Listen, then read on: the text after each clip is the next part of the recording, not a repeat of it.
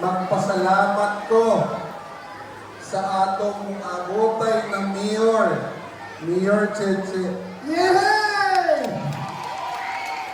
Kabalawang mo mga igsoon, ipaanhigyod ko sa atong PDP National Officers ang among chairman, si President Rody Duterte. Kailan ba ka mo?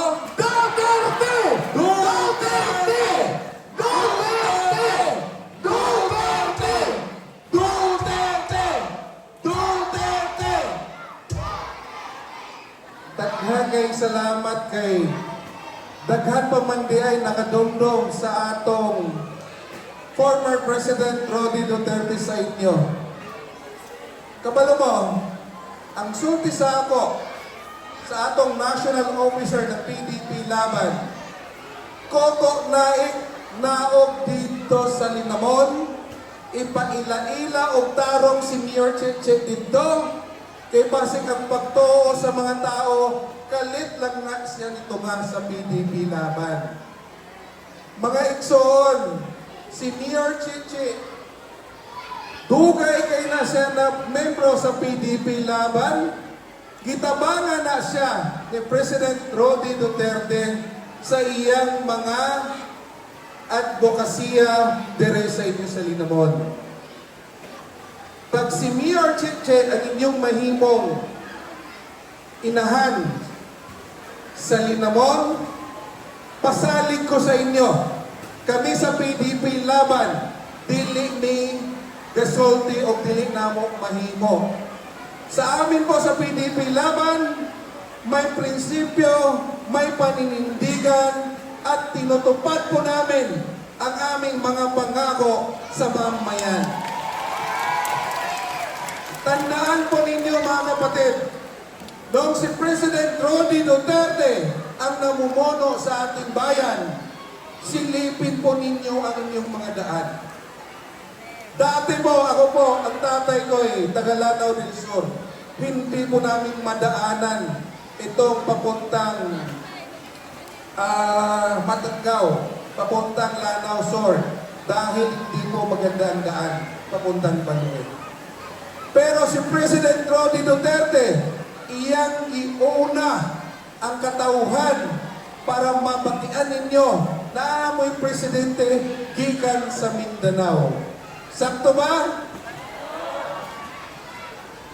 Kabalo mo, pag inyong tabangan ang atong mayor na gwapa, si Mayor Che po, makakaasa po kayo na ang bayan ng Linamon ay baka magiging syudad ng Linamon na ni.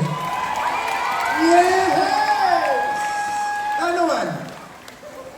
Bisag unsa kwartahan, kung ang imong pamulitiko naras dire sa imong bayan, sultian tamos mga katinuoran, hurot ang imong kwarta, mangawat ka sa kwarta ng bayan.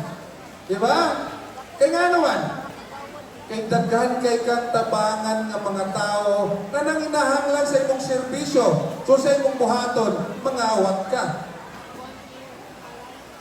Kay para makadeliver ka sa tao sa ilang panginahanglan.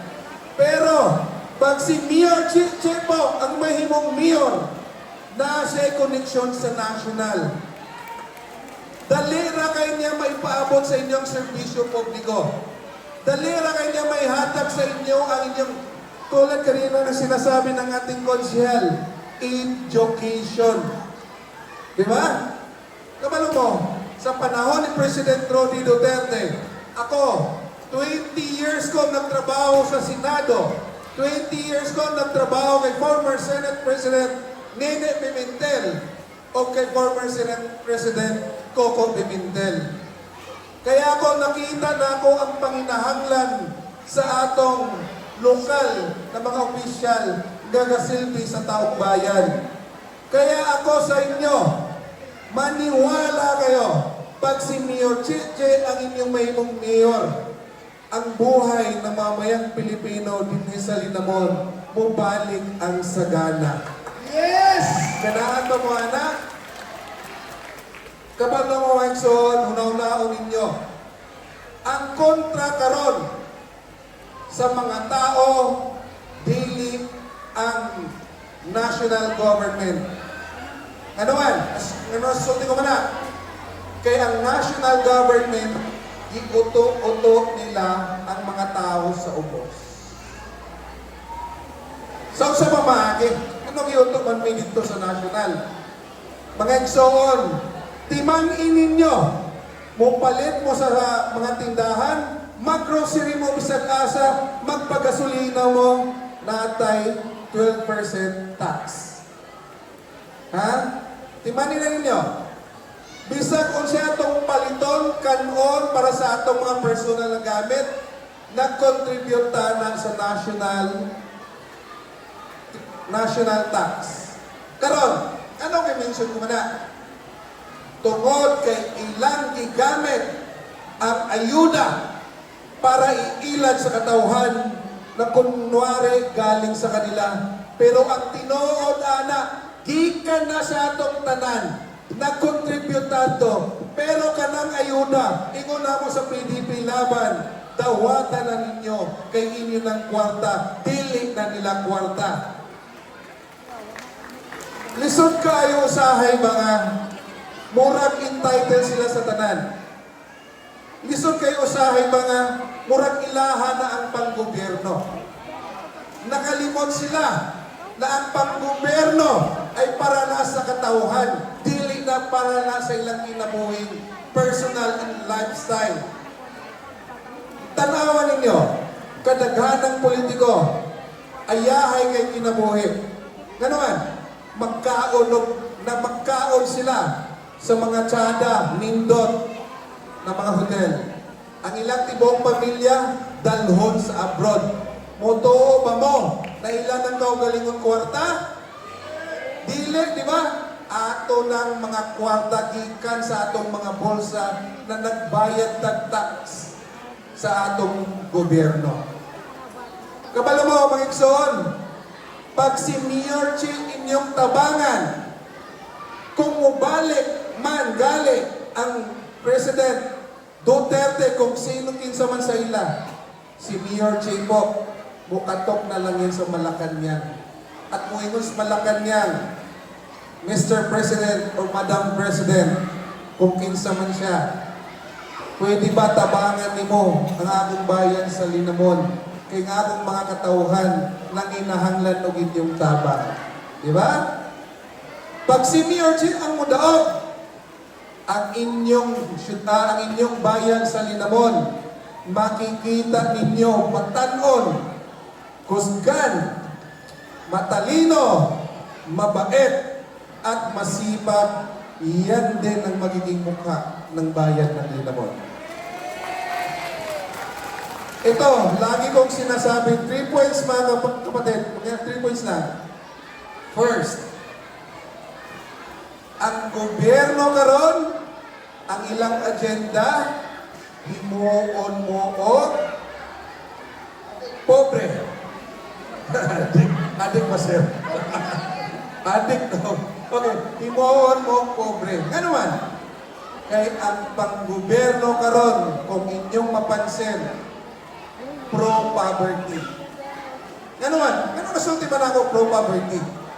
Kay tungod, ianad nila ang mga katauhan sa ayuda para sa ilan na lang tang mga ayubog tabang para dili na ta mangitag trabaho.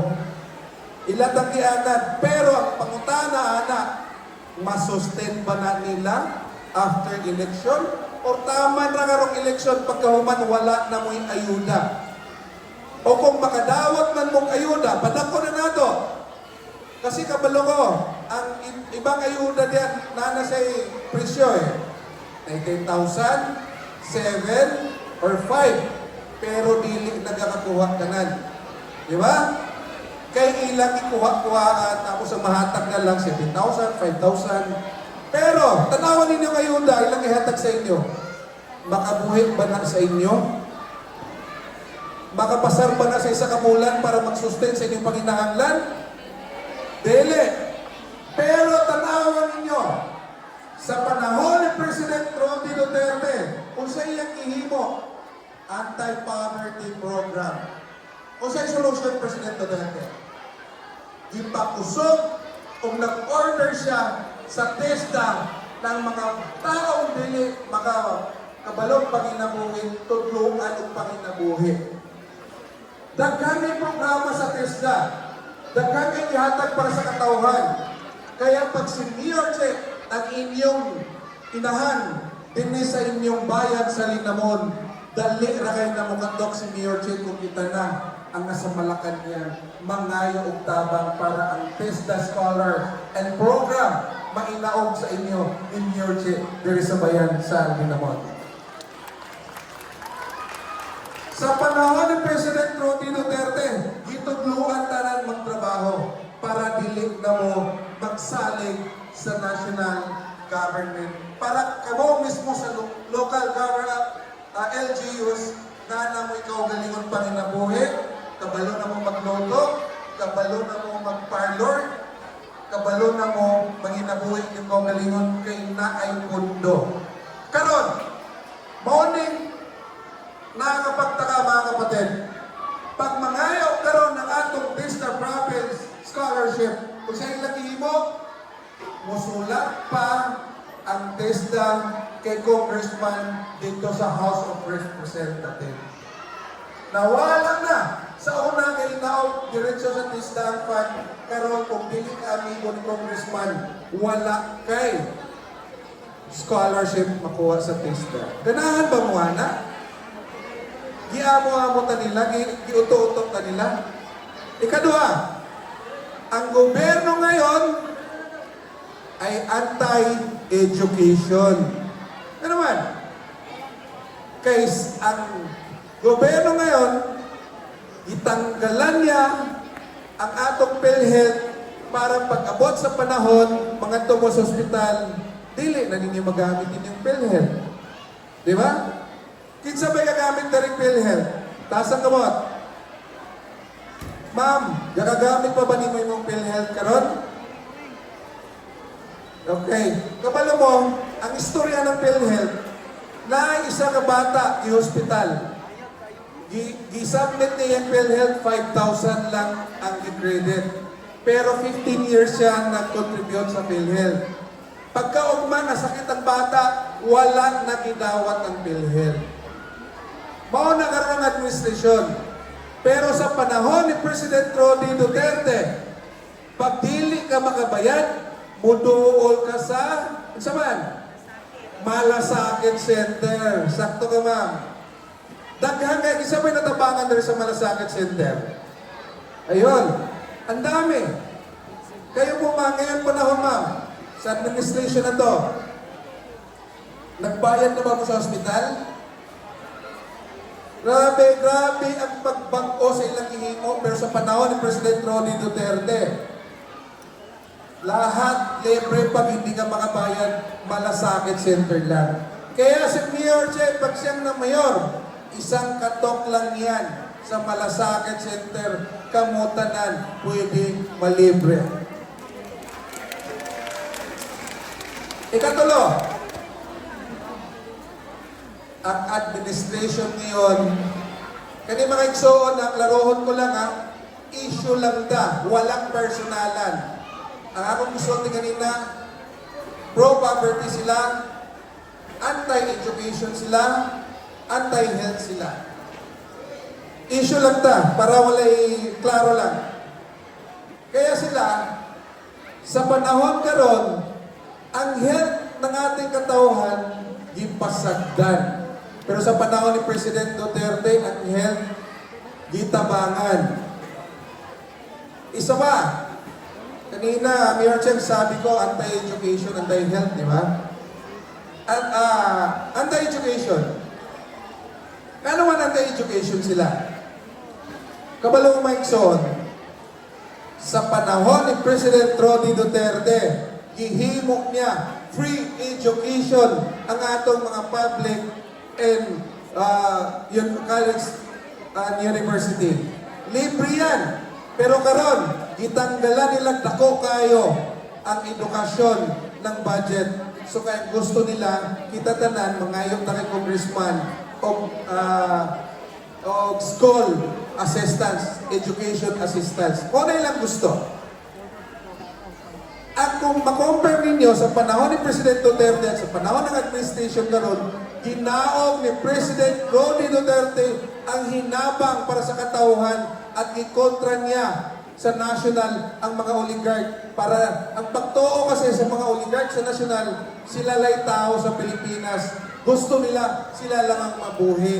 Wala nila nakita at nasayuran ang nahitabo sa ubos. Ang mga taong nanginahanglan ng education, ng taong nanginahanglan ng hinabang, ang mga taong nanginahanglan ng health. Wala na nila nakita. Kaya gusto nila, sila ang makontrol sa tanan. Kaya akong hangyo sa inyong mga igsoon, tabangan nato si Mayor Che. Pag-abot ng panahon, makakaasa po kayo na ang Mayor Che ninyo ay munaog diri o daghan na hinabang para sa katauhan diri sa Linamon. Palapakan nato si Mayor Che. Mga igsoon, sa May 12, eleksyon na ta. Kaya ako gipanaog diri sa among team sa national. Ako ay isang chairman ng OFW and then ako ay presidente ng PDP Laban for the Lanao del Sur. Ang sabi nila ko, tabangin na ogi dito ang atong mga igsoon, mga kauban sa PDP Laban sa Lanao del Norte kay para masabta nila na kung kita mandaog karong eleksyon sa May 12, labaw na ang atong Duterte. Pag ang atong Duterte, bisag Dili tanan mo daog siguro na, pero kusog kayo ang Duterte. Bisag makalima lang ta sa Napulo. Makakaasa kayo mga kapatid, si Mayor Che may partner na sa national. Ang atong Duterte nakaila ba mo?